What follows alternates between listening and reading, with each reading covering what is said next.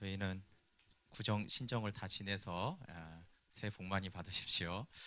네, 제가 이제 설 예배지에 앞에 있는데 복 있는 사람은 하나님의 말씀을 묵상하고 시냇가에 심은 나무잖아요, 그렇죠? 그래서 새해에 또 말씀을 사랑하고 시냇가에 심은 나무로 풍성함을 누리기 바랍니다. 네, 오늘은 생명을 나누는 셀 지난주에서 이제 두 번째로 상처를 받지 아니하라거든 상처를 주지 말라. 제목이 좀 너무 직설적이지만 공동체 안에 참 중요한 말씀 같습니다. 지난주에 우리 생명을 나누는 셀, 예수님이 기뻐하는 셀에 대해서 나누었습니다.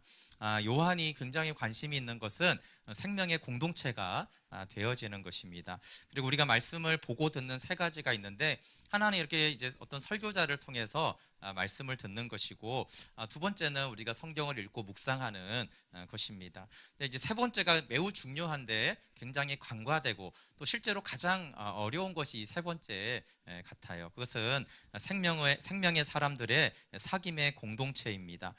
생명을 보고 만지는 지름길입니다.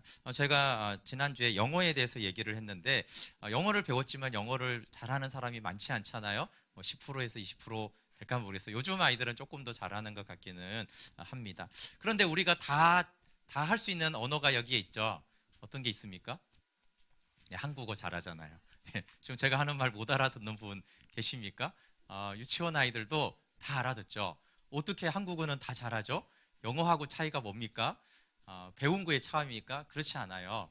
학교를 못 들어가도 다 한국어를 잘합니다. 이것이 이제 공동체에 파워 있는 거죠. 한국어를 하는 공동체에서 살아온 사람들은 정말 특이하지 않으면 한국어를 다 알아듣고 말을 할 수만 있어요. 그러니까 공동체가 없으면 뭐 영적인 것과 실제적인 게 똑같지는 않지만, 영어가 이렇게 영어 공동체가 없이, 영어 문화권이 없이 그냥 영어 교육을 받고 영어 강의를 듣고 영어를 잘할 수 있는 확률하고 생명의 말씀을 듣고 생명으로 사는 확률하고 저는 비슷하다고 생각을 해요. 그만큼 생명의 교제가 없이, 생명의 나눔이 없이 생명의 말씀 우리가 읽기도 하고, 저도 영어 많이 읽었습니다. 여러분도 그렇죠? 영어 많이 읽었어요. 해석하려고. 그리고 영어를 이제 공부도 책도 많이 이제 막 읽고 외우고 그랬지만 차원이 다르잖아요, 그렇죠? 네, 그래서 요한은 세 가지가 다 필요한 것입니다. 하나만 그렇다고 공동체만 있으면 되는 것이 아니라 우리가 직접적으로 말씀을 대면하는 것과 또 말씀을 이렇게 듣는 것과, 그리고 이제 생명의 공동체가 있는 것인데, 언제 생명으로 사는 사람들이 가장 많은 시기가 되냐면 생명의 공동체가 세워질 때예요. 그때는 생명으로 살고 예수님과 동행하고 예수님과 연합된 사람들이 희귀하지 않는 그런 때는 생명의 공동체가 세워질 때입니다. 그래서 셀 모임과 말씀으로 교제하는 것이 굉장히 중요합니다. 그래서 셀 모임 때 말씀 앞에 비추인 나와 깨달아진 나를 이렇게 말하고, 내가 경험한 하나님, 내가 경험한 하나님의 사랑, 또 하나님 말씀이 비추어진 내 안의 연약함들을 나눌 때 이것들이 마치 언어를 배우는 것과 같아요. 뭐 셀 모임 한 번 했다고 뭐가 되는 건 없잖아요. 아이들이 언어를 배울 때 한 번 말 들었다고 배우는 게 아니에요. 근데 거기에 젖어들면서 언어생가 모르게 언어가 터지듯이 생명의 교제라는 건 그런 거예요. 오히려 이렇게 여러분 설교를 듣거나 어떤 사경회를 할 때는 이게 좀 임팩트가 있는 부분이 있잖아요, 그렇죠? 그런데 사실 언어는 임팩트가 있어서 배우는 게 아니에요. 무슨 뭐 I am a boy 그래서 어떤 충격을 받아서 영어가 터지는 게 아니에요. 그냥 다 평범한 거예요, 애들이. 그런데 이제 그게 듣다가 반복하다가 보면 어느 날 되듯이 생명의 사귐이라는 것은 어떤 강의나 설교나 이거보다 좀 약하게 들리거든요, 처음에. 근데 사실은 그게 이제 문화가 되고 삶이 되어지면 어느 날 오히려 내가 체득이 되어져서 나로부터 그것이 나오는 그런 것들이 어떤 생명의 사귐이에요. 그래서 셀 모임이 가장 약한 것 같게 보여지죠. 뭐 셀 모임에 무슨 별게 있어요? 또 대단한 말을 거기서 하는 것도 아니고 대단한 통찰력을 거기서 쏟아내는 게 아니에요. 그런데 각 사람이 경험하고 누린 예수님의 그 사랑과 생명과 은혜를 나눌 때 그것들이 이제 몇 년이 쌓이게 되어지면 그것들이 이제 나도 모르게 내 안에서 그것들이 나타나는 그것이 이제 셀 모임의 이제 소중함이에요. 근데 이것이 어떤 임팩트가 없고 뭐 한 번에 어떤 충격이 있고 이런 게 아니기 때문에 대부분 그것들이 이게 무슨 도움이 되겠느냐라고 하면서 그냥 세상 이야기나 내 얘기나 이런 것들로 그냥 때우고 넘어가려고 하는 경향이 가장 많은 것이 또 셀 모임이 되어집니다. 그래서 우리의 믿음을 세우고 우리가 함께 할 수 있는 것은 예수님 이야기라고 했습니다. 근데 이제 생명을 나누는 셀에서 이제 아주 중요한 것이 그러면 그렇게 이제 나눔만 말만 하면 되느냐? 그렇지가 않죠. 사실 서로를 어떻게 대하는가가 공동체에서 셀에서 교회 안에서 굉장히 중요합니다. 근데 마태복음 5장부터 예수님이 7장까지 하나님의 나라를 계속 선포할 때 이 하나님 나라의 아주 특징이 있는데 그것을 예수님은 이웃사랑이라고 이렇게 정의할 수 있어요. 그래서 형제에게 노하지 말아라. 멍청하다거나 미련하다고 하는 자는 심판이 있다. 눈을 눈으로 갚지 말고 이제는 억지로 오리를 가게 하며 심리를 동행해라. 심지어는 원수를 사랑하며 박해하는 자를 위해 기도하라. 이런 말씀들을 하셨어요. 이 말씀을 우리가 이렇게 들을 때 여러분 어떠십니까? 이 말씀은 너무나 사랑하라는 생명의 말씀이잖아요. 근데 이 진리의 말씀을 우리가 인정은 하는데 사실은 이제 거부감이 많이 들 수 있는 말씀이죠. 거부감이 안 드시면 하나님께 영광을 돌리시고, 다수의 사람들은 거부감이 듭니다. 억지로 오리를 가라는데 왜 심리를 가야 돼? 속옷을 뺏으려는데 왜 겉옷까지 줘야 된단 말인가? 원수를 그냥 잊어버려라, 그런 거는 이해가 되는데 왜 원수를 사랑하라고 하시는가? 네, 지난주의 말씀과 이어서 이 상대하는 만남도 문제지만요, 사랑으로 관계하다가 상처받은 경험이 있기 때문이죠. 사랑하는 관계와 사랑하는 셀이 되게 어려운 이유는 사실 상처 때문이죠. 상처는 두 가지로 반응을 하는데 모든 사람이 두 가지지만 성향에 따라 두 가지가 중에 하나가 더 강합니다. 하나님께 방어하는 사람이 있고 하나님께 공격하는 사람이 있습니다. 방어하는 사람은 주로 상대하는 관계를 합니다. 왜냐하면 관계 자체를 거리를 딱 두면은 내가 상처를 안 받을 수 있기 때문에, 그래서 방어를 미리 하는 체계를 상처가 반응하기도 하고, 또 한 사람은 우리가 보통 말하는 부정성이죠. 이게 이제 표출되는 사람들이 있어요. 이제 화살을 쏘는 것이죠. 그래서 어떤 책에 보면 내 마음의 벽인가 거기 보면은 이렇게 철갑을 두른 사람이 있습니다. 철갑을 쓰고 방패를 딱 하고 있는 사람이 있고, 또 한 사람 이게 화살을 이렇게 쏘는 사람이 있죠. 계속 화살을 이렇게 당기면서 화살을 여기는 이제 화살을 맞은 사람이 그림에서 나오고 있습니다. 그래서 예수님은 이 하나님의 나라와 이웃 사랑을 말하면서 동시에 상처 주지 말라는 말씀을 곳곳에서 많이 하세요. 근데 오늘 본문이 특별히 상처 주지 않아야 된다. 왜냐하면 상처를 많이 받았는데 예수님의 말씀대로 우리가 순종하기가 매우 어렵거든요. 네, 그래서 예수님이 비판하지 말라 이렇게 말씀하시죠. 비판하지 말라. 비판하는 것은 아마 두 가지 종류가 있을 것입니다. 하나는 나를 위해 비판하는 거죠. 우리가 정치권에서 쉽게 볼 수 있는 비판입니다. 여야가 서로 비판하는 이유는 나를 위해서 비판을 하는 거죠. 나를 보호하려면 공격이 최선의 방어다, 이런 개념이 있어가지고 서로 이렇게 경쟁을 할 때 상대방을 공격하는 것이 나를 이제 방어하는 것이기 때문에 그래요. 근데 이제 일상에서 이제 우리가 더 많은 것은 어떤 비판이냐면 상대방을 위한 비판이죠. 사랑하는 명분으로, 사랑한다는 명분으로 하는 비판이 아마 가족과 교회에는 가장 많은 비판이 될 것입니다. 그런데 예수님은 나를 위해서든 이웃사랑의 명분으로든 비판하지 말라는 것이에요. 우리 7장 1절 짧지만 한번 같이 읽어볼게요. 1절 읽어볼게요. 시작. 비판을 받지 아니하려거든 비판하지 말라. 여기 비판하다라는 크리노는 판단하다, 평가하다, 심판하다 이런 뜻이 돼요. 그래서 바른 성경은 판단하다 이렇게 번역을 했고요. 표준 새번역은 심판하다 이렇게 번역을 했어요. 왜 그러냐면 이게 구약에 쓰는 샤파트와 같은 뜻이기 때문에 그래요. 그래서 비판을 받지 아니하려거든 비판하지 말라를 판단을 받지 아니하려거든 판단하지 말라 이렇게도 되고요. 심판을 받지 아니하려거든 심판하지 말라 이런 뜻이죠. 그래서 어쨌든 여기서 말하는 비판은 심판자처럼 판단하는 걸 말해요.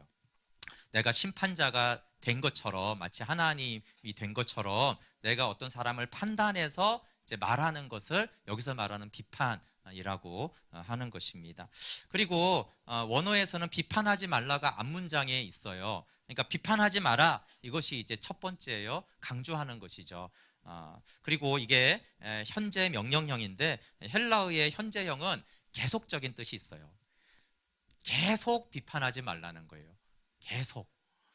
그리고 이제 명령이죠. 권면하거나 조언을 하는 것이 아니라 이제 명령하는 것이에요. 비판을 하지 말아라. 그래서 순종하라고 하는 명령입니다. 비판의 법칙이 있습니다. 비판은 내가 비판하는 그 비판으로 비판을 받는 법칙이 있어요. 우리 7장 2절 말씀 한번 같이 읽어볼게요. 시작.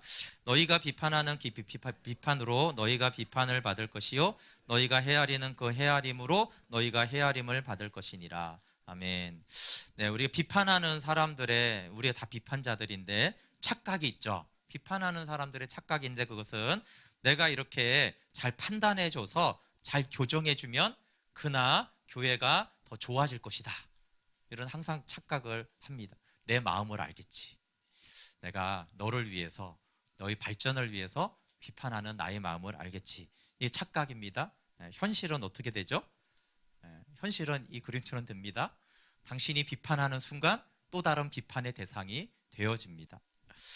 내가 비판하는 그 비판으로 내가 반드시 비판을 받게 돼 있어요.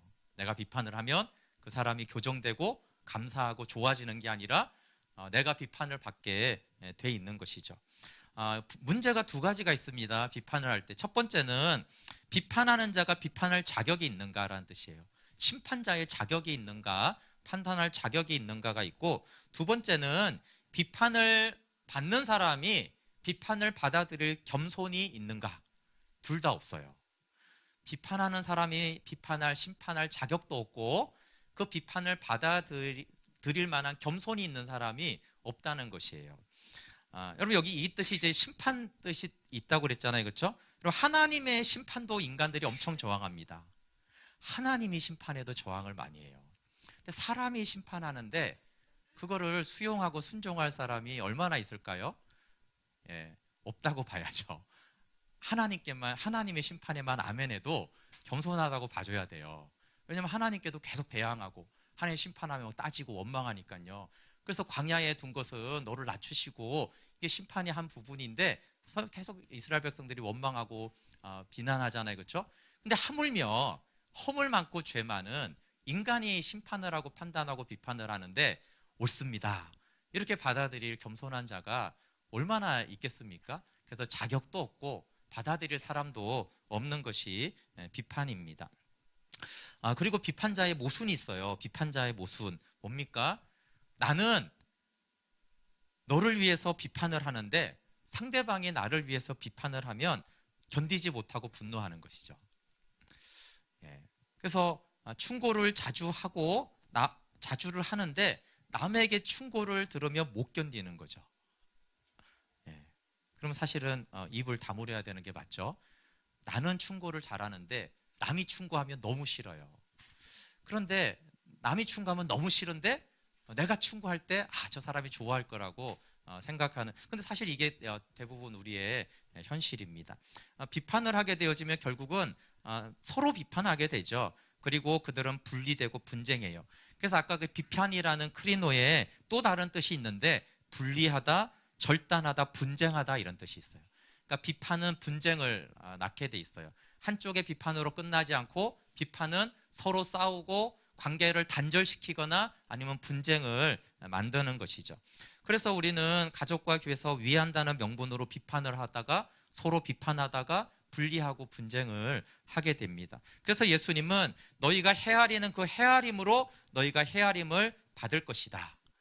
너희가 경청해주면 상대방도 경청할 것이고 네가 공감을 하면 너도 공감을 받을 것이고 네가 사랑하면 사랑받을 것이다. 그러나 네가 비판을 한다면 너도 비판을 받을 것이다. 근데 비판이 비판으로 끝나지 않고 서로 분쟁하고 싸우고 분리되는 것으로 끝나는 것이죠. 그리고 하나님이 가장 좋아하는 것은 사랑하고 연합되는 것이고 사단이 가장 좋아하는 것이 분리되고 분쟁하는 것이잖아요. 그러면서 예수님은 비판하지 말아야 될 이유에 대해서 내 눈 속에 있는 들보를 보라고 했습니다. 우리 7장 3절부터 5절 한번 같이 읽어볼게요. 시작. 어찌하여 형제의 눈 속에 있는 티는 보고 내 눈 속에 있는 들보는 깨닫지 못하느냐. 보라, 내 눈 속에 들보가 있는데 어찌하여 형제에게 말하기를 나로 내 눈 속에 있는 티를 빼게 하라 하겠느냐. 외식하는 자여, 먼저 내 눈 속에서 들보를 빼어라. 그 후에야 밝히 보고 형제의 눈 속에서 티를 빼리라. 네, 형제의 눈 속에 있는 티는 잘 보입니다. 티는 굉장히 작은 건데요, 놀랍게도 형제의 눈에 있는 티는 잘 보입니다. 예수님이 왜 티라고 의도적으로 말했는지를 생각해야 돼요. 티는 안 보이는 거예요.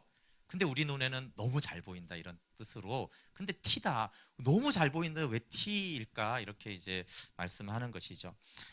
그런데 우리가 보고 이 빼주려는 티가 사실인가에 대해서 예수님은 사실이다라는 거예요. 티가 없는 게 아니라 티가 있다라는 거예요. 실제로 문제가 되는 티가 있는 것이에요. 근데 비판이란, 그러면 예수님 말하는 비판이란 어떤 것이냐 하면, 형제의 눈에서 티를 빼주겠다고 하면서 그 형제를 판단하고 심판하는 것입니다. 그래서 내 눈 속에 있는 티를 빼주려고 충고하는 거야. 또 티가 있으니까 불편하지, 그러니까 이 티를 내가 빼주려는 거야. 이렇게 하는 비판을 예수님이 지금 말씀하고 있는 것이죠. 그래서 예수님이 하지 말라는 비판은 어떤 거냐면 가짜 뉴스가 아니에요. 티가 없는데 빼주려는 것이 아니라 실제로 티가 있는데 그 티를 빼주려고 하면서 하는 비판을 하지 말라는 거예요. 비판의 합리성이 뭐냐 하면요, 있단 말이에요.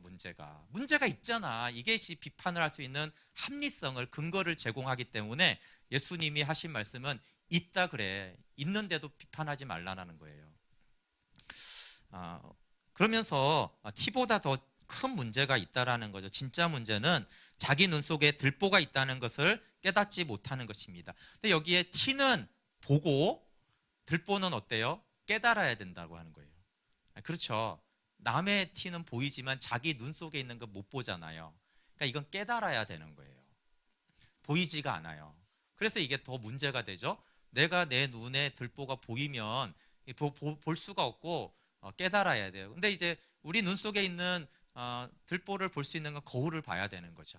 그 말씀의 거울이 우리를 비춰줄 때 우리가 들보를 깨닫게 돼요. 그래서 말씀 앞에서 이게 깨달아져야 되는 것이지 볼 수가 없습니다. 들보를 깨닫지 못하는 자를 외식하는 자라고 5절에 말합니다.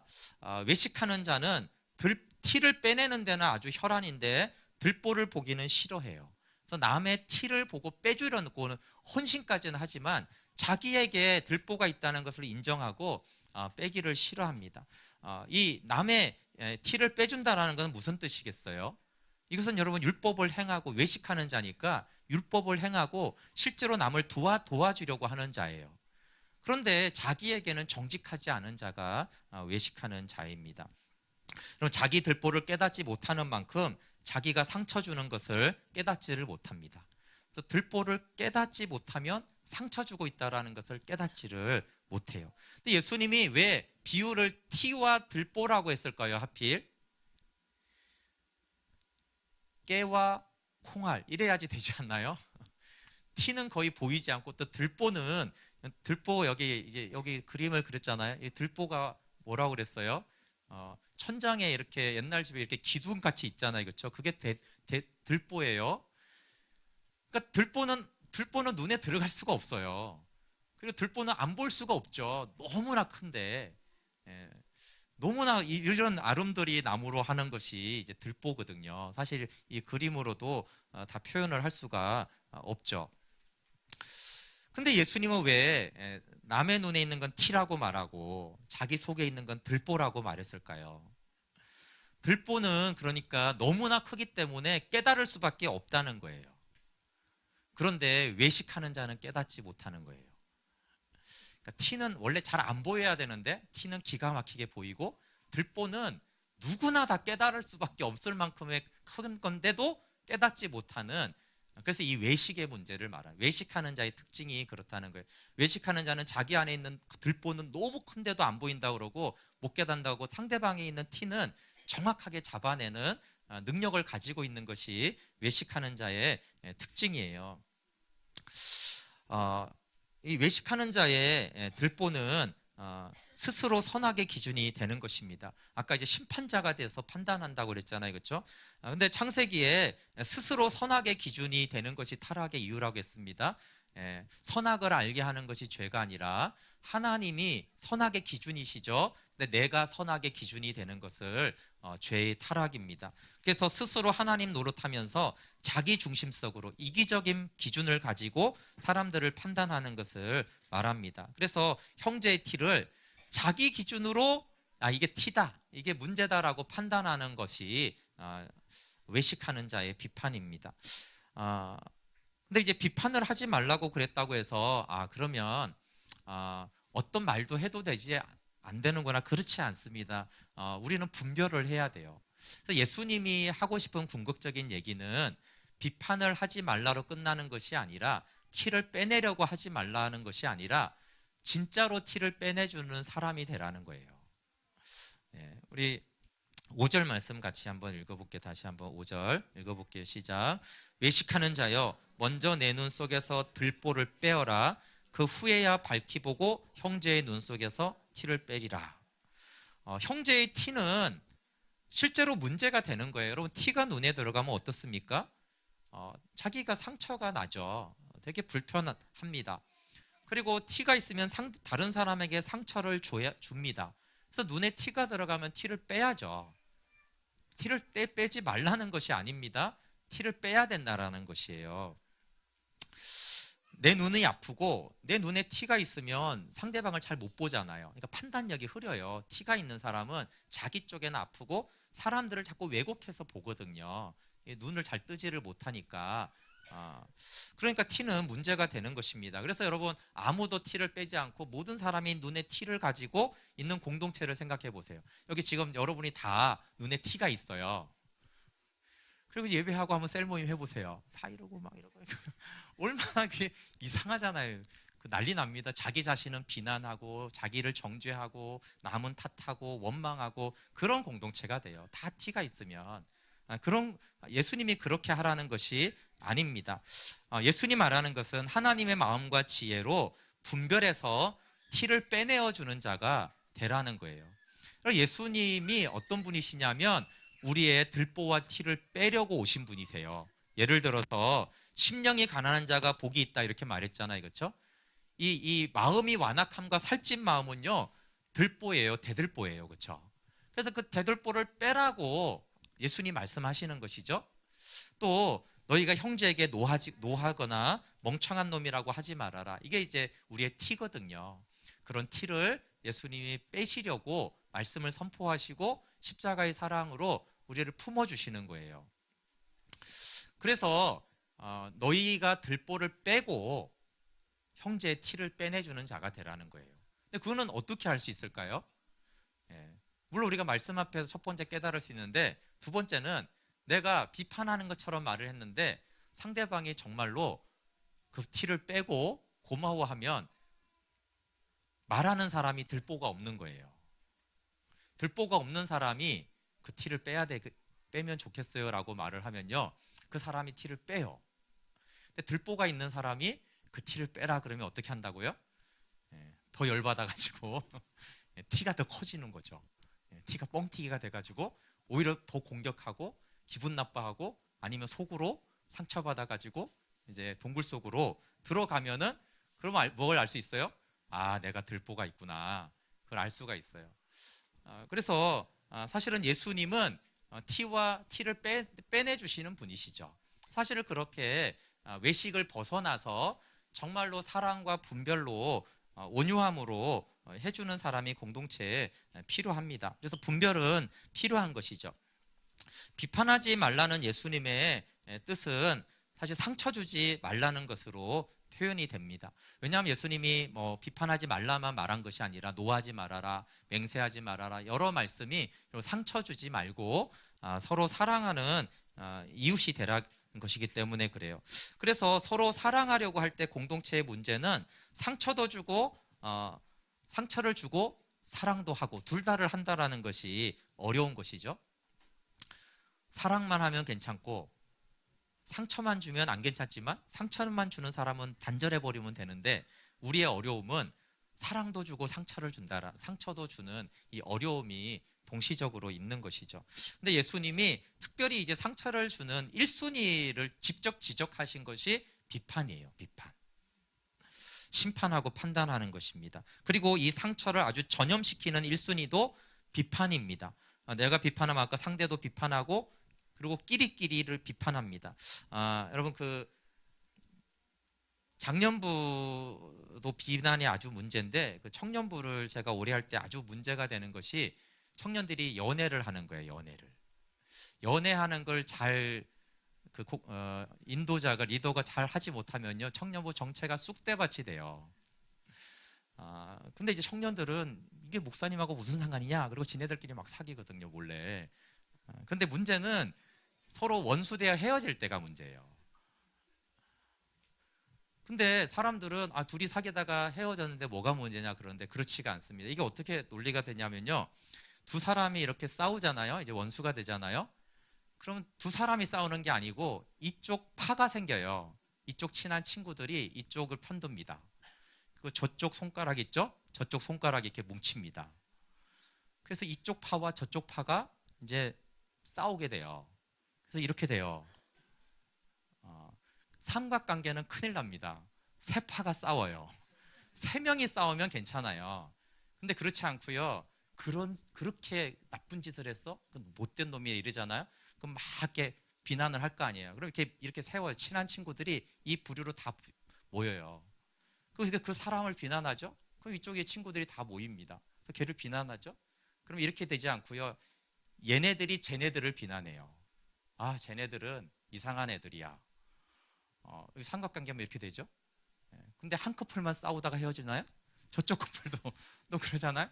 이렇게 되면요, 갑자기 이렇게 화목하고 반가워 이러다가 갑자기 이렇게 서로 인사도 안 하고 냉랭하고 그래요. 근데 어른들은 이 말이 더 이제 심한 것이죠. 그래서 이 비난이 공동체 전체를 망가뜨릴 수가 있는데, 이것이 한 1대1의 문제로 끝나지 않고 어떤 부류와 어떤 부류의 나의 편들과 너의 편들이 되죠.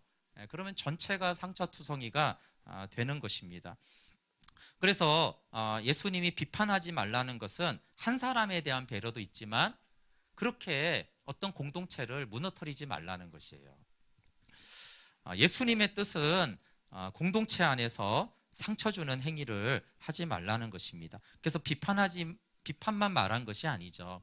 험한 말이나 강한 자기 주장이나 자기만의 습관을 남에게 강요하는 거, 인사를 너무나 안 하고 무례한 거, 또 세란에서나 또 봉사할 때 어떤 옮기지 말아야 될 말을 옮기는 거, 또 무례하게 말을 자르는 거, 또 봉사자들은 너무나 갑자기 무리하게 요구하는 거, 자기 스타일의 일로 자꾸 하는 거, 완벽하게 너무 하려고 하거나 너무 대충하고 무책임한 거. 또 봉사자들이 상처받는 것은 대부분 좀 이런 것이에요. 이제 성도들이 마치 권리인 듯이 요구하는 경우들이 있어요. 식당 직원을 대하듯이 이렇게 대할 때, 난 돈 안 받고 섬기는 건데, 이제 그럴 때 그런 것들이 사실 상처 주는 모든 행위인데, 그런 모든 상처 주는 행위들을 하지 말라는 것입니다. 근데 아까 이제 분별도 제가 얘기했지만 비판과 비판적인 사고는 구분이 좀 되어야 됩니다. 교회에서 또 이제 문제가 되는 건 비판하지 말라, 순종하라 이래가지고요, 아무 말도 또 못하게 하는 거예요. 그거는 좋지 않습니다. 비판은 나쁘지만 분별은 중요하다고 그랬어요. 여러분, 분별을 위해서 꼭 필요한 것이 비판적인 사고예요. 그래서 비판적 사고를 기르는 방법, 비판적 사고 논리를 잡아라, 논술 기본 가이드. 그래서 논술을 잘 보려면 비판적인 사고가 있어야 돼요. 근데 비판적인 사고는 중요한데 비판은 아주 나쁜 것이에요. 논술을 볼 때 비판을 해보세요. 바로 떨어집니다. 비판적인 사고를 하라는 거거든요. 비판적인 사고라는 것은 어떤 것을 발전시키거나 개선시키거나 문제가 발생하는 것을 미연에 방지하기 위해서 비판적인 사고를 하는 것이에요. 문제가 생길지도 모른다라는 비판적인 사고를 통해서 미리 문제가 생기지 않도록 방지하기 위해서 비판적인 사고를 하는 것이죠. 근데 비판은 뭐죠? 문제가 생기도록 만드는 게 비판이에요. 근데 단어는 비슷한데 비판적인 사고는 문제를 안 생기게 만들고요. 비판은 문제를 생기게 만드는 것이에요. 그래서 완전히 반대예요. 그런데 사고 구조는 비슷한 부분이 있어요. 비판과 비판적인 사고가. 그래서 비판은 이 비판적인 사고를 한 사람이 어떤 마음으로 어떻게 표현하는가에 따라서 이제 비판이 되는 것이죠. 개선책이 없어요. 그냥 문제만 비판하고 나열하고 끝이에요. 그래서 발전이나 어떤 문제를 해결하기 위해서 말하는 게 아니라 그냥 비판하고 끝이에요. 그 비판적인 사고가 아니에요. 비판이죠, 그것은. 그래서 사람들이 낙심되고 기분이 안 좋고 그렇게 끝나죠. 제가 청년 때 권위에 대한 강의를 좀 들을 때 그분이 이런 말을 좀 하더라고요. 그분이 선교단체 간사였는데 다른 간사가 자꾸 자기가 탑리던데 의견에 대해서 자꾸 문제점이 있다면서 반론을 제기하는 아주 얄미운 간사가 있었대요. 그런데 그 간사가 그럼에도 불구하고 권위에 대해서 인정하는 사람인 것은 항상 마지막에 이런 말을 해준대요. 그런데 어떤 결정이든 결정하는 대로 잘 따르겠다. 그리고 실제로 그 결정을 굉장히 잘 도와준대요. 근데 만약에 정말 비판자라면 어떻게 하죠? 비난하고 그 다음에 무관심해지는 거예요. 그리고 문제가 생기면 뭐라고 말하죠? 그 봐요. 내가 그런다고 했잖아요. 이렇게 이제 말하는 사람이 비판하는 사람이죠. 그리고 말하는 태도가 비난하는 투일 때 이것이 이제 비판이 되어집니다. 셀에서나 공동체에서 반대 의견을 내지만 공동체의 결정에 한 마음과 한 뜻이 돼야 됩니다. 그런데 아까 제가 말한 그 사람은 비판적 사고를 하는 사람이 맞아요. 그런데 사실은 제가 그분은 좀 서양적인 사고 구조를 가졌다라는 생각을 좀 들었어요. 한국인의 정서는 조금 더 반대 의견이나 요구하는 것 자체를 좀 더 신중하게 해야 될 좀 필요가 있습니다. 한국인의 정서가 더 낫다 나쁘다 이런 얘기를 하려는 것이 아니고요. 한국 사람들은 서양 사람들하고 좀 다른 구조가 있어요. 일반적으로 서양 사람들은 굉장히 이성적인 구조를 가지고 있어서 반대 의견을 내는 것이 괜찮은 문화입니다. 굉장히 논쟁을 막 하다가도 그 논쟁이 딱 끝나면 악수하고 어깨동무하면서 이렇게 친하게 지낼 수 있는 문화가 대부분의 서구 문화예요. 그래서 저는 미국이나 이런 데 안 살아봤지만 거기 사신 분들이 굉장히 어려운 것이 문화 충격이 뭐냐 하면은 굉장히 친한데 조금 아닌 것 같지만 그래도 될 것 같아서 부탁을 했을 때 너무 단호하게 딱 거절한다는 거예요. 이러이러해서 그건 안 됩니다. 이렇게 딱 말할 때 한국 사람이 굉장히 상처를 받는 거예요. 그걸 해줄 수도 있지 않나? 두 번째, 아니 저렇게 못 해주면 우리는 미안하지만 이거 해주고 싶은데 이래서 이렇게 말을 하면서 안 된다고 말하는데 이거는 이렇게 잘못되기 때문에 이거는 못 해줍니다. 이렇게 딱 말을 할 때 굉장히 친하고 좋은 크리스찬 관계였다가 갑자기 이렇게 상처를 받으면서 굉장히 이제 힘들어하는 것이 이제 우리나라 사람들이 이제 적응하기 어려운 것 중에 하나죠. 한국 문화는 아니어도 아니라고 정확히 말하기가 힘들잖아요, 그렇죠? 그리고 정말 객관적인 일인데도 불구하고 막 논쟁을 하고 나면은 끝나고 나서 대부분 껄끄러워요. 안 그러십니까? 안 그러신 분도 있겠죠. 이게 서양적인 사고를 동양에서도 하는 분들이 있습니다. 그래서 이제 동양 문화는 가급적이면 수용하고 좀 받아주려고 하는 문화가 있습니다. 제가 이스라엘에 가서도 이스라엘도 아주 전형적인 이성적인 문화예요. 논쟁하는 문화고 논쟁이 끝나면 어깨동무하고 이런 문화예요. 근데 뭐 그 렌트카를 어떤 돈이 뭐 더 나간 것 같고 이래서 제가 선교사님하고 이제 그 상담을 하러 갔는데 이 사람이 이제 렌트카에 대해서 이렇게 일을 해주다가요 퇴근 시간이 되니까 가버려요. 저 사람에게 하라고. 예. 그리고 또 한 번은 이게 이제 취소를 했는데 취소가 안 된 거예요. 그러니까 그냥 본사에 알아봐라 이러는 거예요. 그 담당하는 렌트카 지점에 갔는데 우리나라는 어떻게 하죠? 이게 내가 이제 누군가의 민원이 있어서 처리하다 보면 시간이 돼도 그래도 이 일 정도는 마무리를 해주잖아요, 그렇죠? 마무리 해주고 가거나 또 반대 지점이니까 본사하고 있으면은 내가 여기 컴퓨터로 알아봐 주거나 아니면 이게 전화를 해주면 되잖아요, 그렇죠? 근데 굉장히 다 그 이성적이에요. 그래서 그 이성적 굉장히 합리적이기도 한데 굉장히 우리가 봤을 때는 좀 차다 이렇게 느낄 수가 있어요. 그런데 그 나라 사람들은 그것 때문에 상처받을까요? 그렇지 않으니까 그렇게 하는 거예요. 예. 또 근데 이제 상처도 좀 받아요. 그래서 어떻게 하죠? 굉장히 주장이 강해요. 우리나라 사람은 또 가야 되니까 저 사람한테 가라 그러면 어떡하지? 이러면서 저기요 이러잖아요. 근데 그 문화는 어떠냐면 가야 되니까 저기 해라 그러잖아요. 그럼 또 손님이 그렇게 기분 나쁘다 그러면 막 하는 게 소리치면서 원래 그런 문화예요. 왜냐하면 이렇게 딱 이성적이기 때문에 굉장히 자기 주장을 세게 하는 거예요. 그래서 자기 세게 해가지고 이제 끝까지 하고 가라고 하는 거죠. 예. 그래서 이제 그런 문화예요. 근데 이제 한국 사람들은 이제 그런 문화들이 아니에요. 그래서 정서가 사실은 좀 다르죠. 그래서 교회 안에서도 이런 차이들이 상당히 있어요. 셀 교회라고 했을 때 셀에 대한 운영이 많은 것들이 그 서양에서 사실은 형성이 된 부분들이 많아요. 근데 제가 실제로 이제 교회를 이렇게 운영할 때 셀에 대해서 제가 배운 대로 하기가 매우 힘들어요. 그 서양 사람들 굉장히 합리적이기 때문에 셀이 좀 어렵거나 그러면 금방 해체하고 저쪽에 가서 배우라 그러고 또 배우 잘하면 또 다시 하라 이런 것들이 굉장히 잘 돼요. 근데 우리는 이게 정문화하고 이 서운함의 문화예요. 그래서 그냥 합리적으로 이렇게 하면은 우리를 뭐 서운하게 했다 그러고 뭐 이런 것들이 많아요. 그래서 셀에서 셀로 이동하는 것도 우리나라 굉장히 어려워요. 왜냐하면 이제 셀장이 내가 싫어서 가나 이렇게 하고 이게 지금 눈치를 엄청 봐야 되는 거예요. 근데 서양 사람들은 대부분 합리적으로 내가 이래서 이렇게 좀 옮기겠다 그러면 그래라 이렇게 하는 이제 그런 구조예요. 뭐가 더 옳다 나쁘다 이렇게 말하는 것이 아니고요.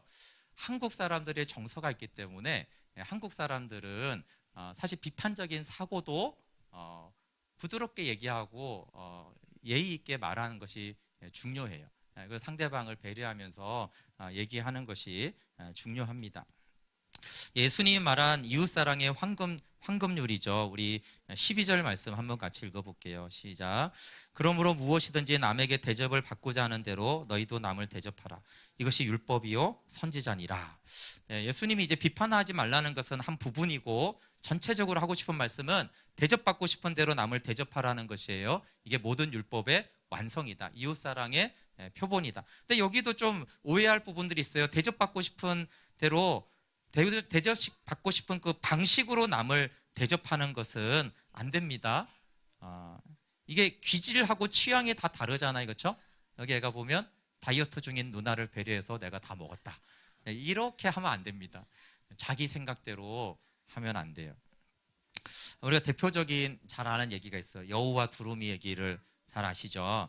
여우가 두루미에게 내가 한턱 낼게 집에 와 이래서 딱 갔더니 여우가 납작한 접시에 수프를 담아서 두루미에게 주니까 부리가 길어서 먹을 수가 없었어요, 그렇죠?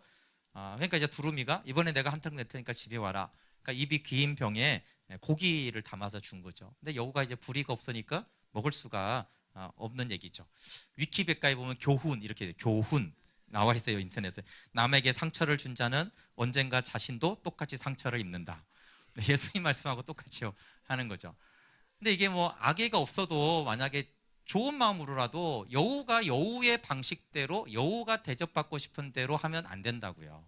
방식은 그렇죠? 두루미에게 맞춰서 해야죠. 그래서 남에게 대접받고자 하는 대로 너희도 남을 대접해라 이 말씀을 마치 그럼 나는 접시를 원하니까 상대방한테도 접시에다 먹으라고 해야지 그렇게 하는 것이 오히려 상처가 되는 가장 큰 요인입니다. 근데 인터넷을 찾아보니까 이런 것도 있더라고요. 이렇게 두루미가 줬는데 저 여우가 저렇게 먹어버렸어요. 네, 그 멘탈이 강한 거죠. 네. 상처받지 않는 거예요. 자기 방식대로 했는데 그래? 그러면서 그래서 이제 멘탈이 강한 사람들은 상처되는 방식을 해도 그냥 내가 거뜬히 받아 넘기고 그냥 먹어버리니까 여기 두루미가 깜짝 놀래가지고 예.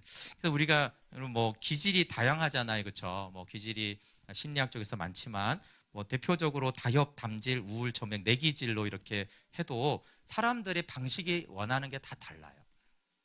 그러니까 예수님이 남에게 대접을 받고자 하는 대로 남을 대접하라는 것은 마음의 태도를 말하는 거죠. 용납, 이해, 배려, 경청, 공감, 지지 이런 것들은 모든 사람이 원하는 거예요. 배려하는 거, 남의 입장에서 생각해 주는 거 이런 것들은 모든 사람이 원하죠. 근데 접시를 모든 사람이 원하냐? 병을 이런 것들은 그렇게 원하지 않는 것이에요. 그래서 상대방의 입장에 생각해보고 공동체 입장에서 생각하는 그것을 하라는 것이죠. 우리가 누군가에게 다 수용받기를 원하기 때문에 그래요. 그래서 우리가 남을 어떻게 대할까를 했을 때 가장 좋은 것은 하나님이 우리를 어떻게 대하시나를 생각하면 됩니다. 하나님이 우리를 대하는 방식이 인자와 성실이잖아요, 그렇죠? 인자와 성실함으로 우리를 대하잖아요. 그러니까 예수님이 우리를 어떻게 대하시는지가 우리가 다른 사람을 대하는 마음의 태도라고 우리가 기도를 해야 합니다. 네, 상처받지 아니하려거든 상처를 주지 말라고 하셨습니다. 좀 말씀을 마무리하려고 하는데 생명을 나누는 셀 또 뭐 넓게는 교회나 가정이 되려면 상처 주지 않으려고 하는 것이 필수적입니다. 근데 여기서 아주 중요한 것이 들보를 깨닫는 거예요. 들보를. 그러니까 들보가 없는 사람들은 상대방을 존중해주고 인자와 성실로 대하죠. 근데 들보가 있는 사람은 의도는 남에게 티를 빼주려고 하는 것이지만 사실은 자기중심적으로 말을 하기 때문에 오히려 더 상처가 되고 서로 비난하게 되어집니다. 그렇지만 현실에서는 우리가 비판에서만 비판을 받는 게 아니고 나는 배려를 했는데 무례한 대접을 받을 때도 있어요. 근데 이제 예수님도 그랬잖아요, 그렇죠? 예수님이 비판을 많이 받으셨죠. 예수님이 뭐 지난주 묵상에서도 예수님은 병든 자를 고치고 상한 자들을 도와줬는데 바리새인들이 이렇게 비판했어요, 그렇죠? 저가 귀신의 왕을 의지해서 귀신을 쫓아내는도다. 아니 예수님 무례하지 않았는데 사랑하고 궁휼히 여기고 도와줬는데 바리새인들은 그렇게 이제 비판을 했어요, 그렇죠? 예수님이 사실 이제 그런 비판들을 받으셨기 때문에 나는 배려했지만 비판을 받고 무례한 대접을 받을 때 예수님도 그랬구나. 예수님의 그 마음에 우리가 참여하게 되어지면 예수님께서 그 마음을 기뻐하시고 우리를 예수님이 친히 우리를 위로해 주시고 우리 안에 기쁨과 평안을 주십니다. 네, 우리 함께 찬양하고 좀 기도하겠습니다. 예수 나의 좋은 치료자.